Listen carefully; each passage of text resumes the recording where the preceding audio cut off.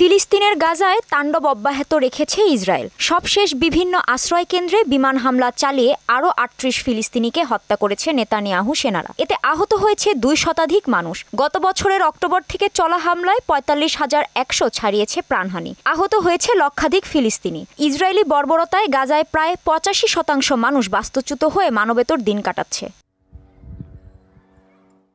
Gaza, Lebanon ও সিরিয়ার পর এবার মধ্যপ্রাচ্যের আরেক দেশ ইয়েমেনে হামলা শুরু করেছে ইসরায়েল। ইসরায়েলে হুতি বিদ্রোহীদের ক্ষেপণাস্ত্র নিক্ষেপের জবাবে এ হামলা চালানো হয়েছে বলে জানিয়েছে ইসরায়েল। হামলায় ইয়েমেনের বন্দর নগরী সালিফে ৭ এবং পশ্চিমাঞ্চলীয় হুদেইদার একটি জ্বালানি স্থাপনায় ২ জন নিহত হয়েছে।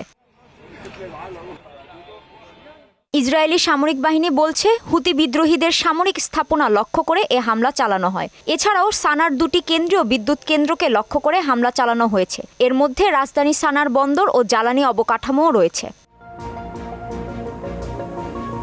এদিকে ইউক্রেনের আরও ২টি বসতি দখলের দাবি করেছে রাশিয়া। বুধবার এক বিবৃতিতে রুশ প্রতিরক্ষা মন্ত্রণালয় জানায়, মস্কোর সেনাবাহিনী ইউক্রেনে আরও অগ্রসর হয়েছে এবং পূর্ব ইউক্রেনের দনেক্স অঞ্চলের ২টি নতুন বসতি দখল করেছে। এছাড়াও শিল্পনগরী কুরাখোভের স্টারি টার্নিং এবং ট্রুডোভ নামে ২টি শহর দখল করার কথাও জানানো হয় বিবৃতিতে।